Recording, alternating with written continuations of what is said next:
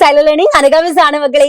ഇന്നൊരു അടിപൊളി കോണ്ടന്റും ആയിട്ടാണ് മിസ് വന്നിട്ടുള്ളത്. എപ്പോഴാണല്ലേ നമ്മൾ അടിപൊളി അല്ലാത്ത കോണ്ടന്റിനെ കുറിച്ച് പറയുന്നത്? നമ്മുടെ എല്ലാ കോണ്ടന്റ്സും അടിപൊളിയാണ്. Okay, yes. അപ്പൊ നമുക്ക് നമ്മളെ കോണ്ടന്റിലേക്ക് പോവാം. ഇന്ന് നമുക്ക് ഡിസ്കസ് ചെയ്യാനുള്ളത് എന്താണ്? നമ്മുടെ റൈറ്റ്സ് ഇൻ ഇന്ത്യൻ കോൺസ്റ്റിറ്റ്യൂഷനിൽ എക്സാമിന് സ്ഥിരമായി ചോദിക്കുന്ന ഒരു ചോദ്യമാണ്. ഈ ഒരു ചോദ്യം നമുക്ക് 4 മാർക്കിന് 8 മാർക്കിന്റെ അങ്ങനെയും ഇങ്ങനെയൊക്കെ നമുക്ക് എന്ത് ചെയ്യാം, എഴുതാൻ പറ്റും. അതേപോലെ 1 വേർഡ് ചോദ്യമായിട്ടും ചോദിക്കുന്ന ഒരു ക്വസ്റ്റ്യൻ ആണ്. അപ്പം മൾട്ടിപ്പിൾ ആയിട്ടുള്ള കാര്യങ്ങൾ ചെയ്യുന്ന ഒരു ക്വസ്റ്റ്യൻ ആണുള്ളത്, മനസ്സിലായല്ലോ. അതായത് അറ്റ് എ ടൈം ഇത് നമ്മൾ പഠിച്ചിട്ടുണ്ടെങ്കിൽ പല മാർക്കിന് ചോദിക്കുമ്പോൾ നമുക്ക് എന്ത് ചെയ്യാം, ആൻസർ ചെയ്യാൻ വേണ്ടി പറ്റും. ഓക്കെ, 1 മാർക്കായിട്ട് 4 മാർക്കായിട്ട് എസ് എ ക്വസ്റ്റ്യനിലൊക്കെ നമുക്ക് ആഡ് ചെയ്യാൻ പറ്റുന്ന ഒന്നാണ് നമ്മൾ ഡിസ്കസ് ചെയ്യാൻ പോകുന്നത്. എന്താണ്? റിട്ടുകളെ കുറിച്ചാണ് നമ്മൾ പഠിക്കുന്നത് മക്കളെ. ഫണ്ടമെന്റൽ റൈറ്റ്സ് നമുക്കറിയാലോ, ഇന്ത്യൻ കോൺസ്റ്റിറ്റ്യൂഷനിലെ പാർട്ട് 3 ഫണ്ടമെന്റൽ റൈറ്റ്സിനെ കുറിച്ച് പറയുന്നത്. ഓക്കെ, കഴിഞ്ഞൊരു വീഡിയോയില് മിസ് ഫണ്ടമെന്റൽ റൈറ്റ്സിനെ കുറിച്ചൊക്കെ പറഞ്ഞിട്ടുണ്ട്. യെസ്, അപ്പൊ ഈ പാർട്ട് 3 പറയുന്ന ഫണ്ടമെന്റൽ റൈറ്റ്സ് വയലേറ്റ് ചെയ്തിട്ടുണ്ടെങ്കിൽ സുപ്രീം കോടതിയിലൂടെയും ഹൈക്കോടതി ഇറക്കുന്ന ഉത്തരവിലൂടെ നമുക്ക് എന്ത് ചെയ്യാൻ പറ്റും, നമുക്ക് നഷ്ടപ്പെട്ട ഫണ്ടമെന്റൽ റൈറ്റ്സ് തിരിച്ചു പിടിക്കാൻ വേണ്ടി പറ്റും. ഹൈക്കോടതിയും സുപ്രീം കോടതിയും ഇറക്കുന്ന എന്തിലൂടെ? ഉത്തരവിലൂടെ, റിട്ടിലൂടെ. അതാണ് മക്കളെ നമ്മൾ ഇനി പഠിക്കാൻ പോകുന്ന റിട്ടുകൾ അഥവാ ഉത്തരവുകൾ. ഇതൊക്കെ ആരാ ഇറക്കുന്നത്? സുപ്രീം കോടതിയും ഹൈക്കോടതിക്കും മാത്രമേ ഇതിനുള്ള റൈറ്റ്സ് ഉള്ളൂ. ഓക്കെ, നമുക്ക് നോക്കല്ലേ. ഫസ്റ്റ് നമുക്ക് കുറച്ച് കാര്യങ്ങൾ നോക്കാം. പല തരത്തിൽ മക്കളെ റിട്ടുകളുണ്ട്. റിട്ട് എന്ന് പറയുമ്പോൾ ഒരൊറ്റൊന്ന് മാത്രമല്ല നമ്മളെ റിട്ടിന്റെ അണ്ടറിൽ വരുന്നത്. എന്ത് ചെയ്യുന്നുണ്ട്? പല തരത്തിൽ റിട്ടുകൾ നമുക്ക് പഠിക്കാനുണ്ട്. ഏതൊക്കെയാണ്? Habeas corpus, mandamus, prohibition, certiorari, quo warranto. ഇങ്ങനെ 5ഓളം റിട്ടുകളാണ് നമുക്ക് പഠിക്കാനുള്ളത്. ഇതെല്ലാം എന്താണ്? വളരെ ഇമ്പോർട്ടന്റ് ആയിട്ടുള്ളതാണ്. ഇതെന്താണ്? വളരെ ഇമ്പോർട്ടന്റ് ആയിട്ടുള്ളതാണ്. സോ ഈ 5 റിട്ടുകളിലേക്ക് നമുക്ക് വേഗം ഒന്ന് പോയാലോ. ഇത് പഠിക്കുക മാത്രമല്ല, പഠിച്ചു കഴിഞ്ഞാൽ മറന്നു പോകുന്ന ചില ആളുകൾ ഉണ്ടാവില്ലേ, എന്റെ മക്കൾക്ക് ചില സമയത്ത് മറന്നു പോകത്തില്ലേ, അത് പെട്ടെന്ന് ആലോചിച്ച് വെക്കാൻ വേണ്ടിയാണ്. അത് പേര് കേൾക്കുമ്പോൾ തന്നെ ഓർത്ത് വെക്കാൻ വേണ്ടിയുള്ള ട്രിക്സ് മിസ് പറഞ്ഞുതരാം കേട്ടോ. ഓക്കെ, അപ്പൊ ആദ്യം നമുക്ക് ഹേബിയസ് കോർപ്പസിലേക്ക് പോകാം. എന്താണ് ഹേബിയസ് കോർപ്പസ്? അതിന്റെ മലയാളത്തില് ശരീരം ഹാജരാക്കാന്ന് പറയും.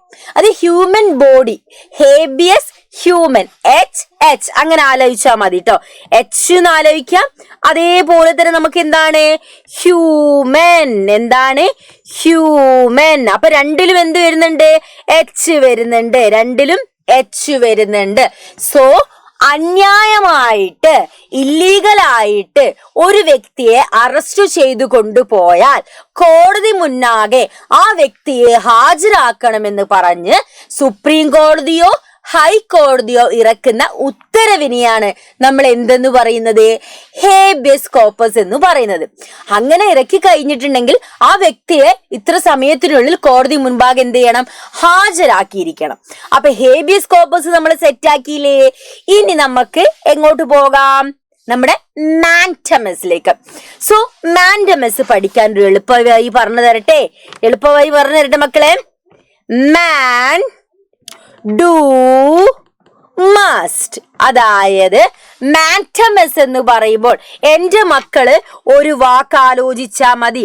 ഏത് വാക്കാണ് എന്റെ മക്കൾ ആലോചിക്കുക? Man do must. എന്താണ്? Man do must. ഒരു വ്യക്തി അവരുടെ ലീഗൽ ഡ്യൂട്ടി, ഏതെങ്കിലും വ്യക്തിയല്ല, ഒരു വ്യക്തിയുടെ ഏതെങ്കിലും വ്യക്തി എന്ന് ഉദ്ദേശിക്കരുത്. ഗവൺമെന്റ് സർവീസിലിരിക്കുന്ന ഒരു വ്യക്തി അവരുടെ ലീഗൽ ഡ്യൂട്ടി ചെയ്യാത്ത പക്ഷം ഏതെങ്കിലും ഒരു വ്യക്തിയുടെ ഫണ്ടമെന്റൽ റൈറ്റ്സ് വയലേറ്റ് ചെയ്തിട്ടുണ്ടെങ്കിൽ കോടതി ഉത്തരവിറക്കുന്നതാണ് മാൻഡമസ്. അതായത് എന്താണ്?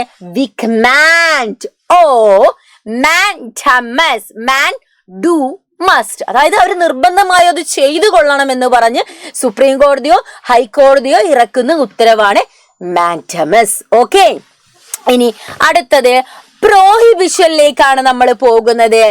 ഇവിടെ ഒരു സംഭവം കണ്ടാൽ ഇത് നമുക്കറിയാലേ, നമ്മുടെ കട്ടപ്പനയിലെ ഋത്തിക് റോഷൻ മൂവിയിലും it's none of your business എന്ന് ചെവിട്ട് പറയുന്നത്. യെസ്, അത് തന്നെ.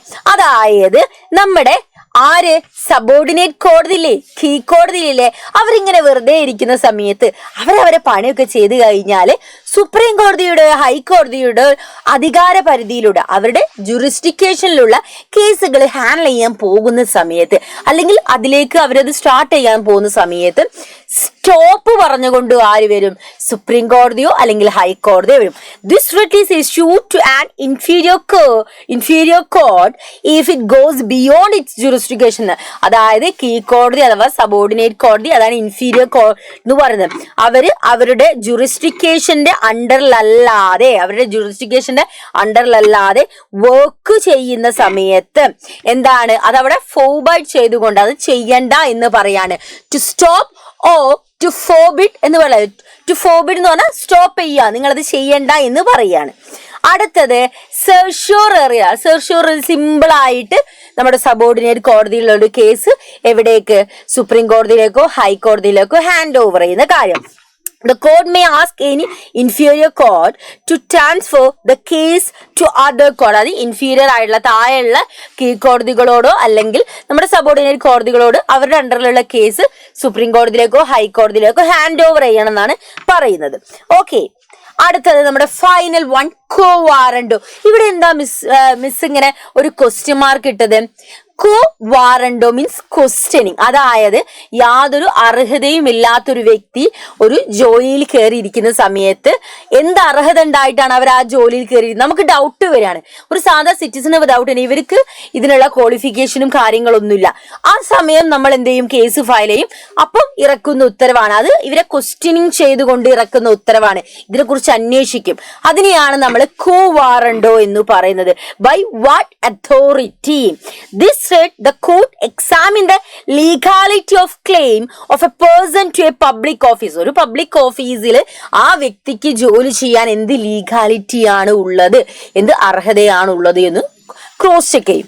ഓക്കെ, അപ്പൊ അതാ നമ്മൾ 7 മിനിറ്റ് കൊണ്ട് 5 മാർക്കിന് വരുന്ന റിട്ട്, അതേപോലെ തന്നെ നമ്മുടെ essay ക്വസ്റ്റ്യൻ ആയ ഫണ്ടമെന്റൽ റൈറ്റ്സിലും കൂടെ ഇൻക്ലൂഡ് ചെയ്യിക്കാൻ പറ്റുന്ന ഒരു റിട്ട് എന്ന് പറയുന്ന നമ്മളെ സെക്ഷൻ നമ്മൾ പഠിച്ചു കഴിഞ്ഞു. അപ്പൊ ഇതേപോലുള്ള ഒരുപാട് കോണ്ടന്റുകളായിട്ട് നമുക്ക് വീണ്ടും കണ്ടുമുട്ടാം. ഇനി എന്റെ മക്കൾക്ക് ഏതെങ്കിലും ടോപ്പിക്കിനെ കുറിച്ച് കൂടുതലായിട്ട് അറിയണമെന്നുണ്ടെങ്കിൽ ഒന്ന് കമന്റ് ചെയ്തോളൂ. മിസ് അതിനെ കുറിച്ചുള്ള വീഡിയോ ആയിട്ട് പെട്ടെന്ന് തന്നെ വരാം കേട്ടോ. അപ്പൊ നമ്മുടെ ഇന്നത്തെ സെക്ഷൻ വൈൻഡപ്പ് ചെയ്യാണ്. അടുത്ത ക്ലാസ്സിൽ അടുത്തൊരു അടിപൊളി കോണ്ടന്റുമായിട്ട് നമുക്ക് വീണ്ടും കണ്ടുമുട്ടാം. So that's love it's video. Thanks for watching us dears.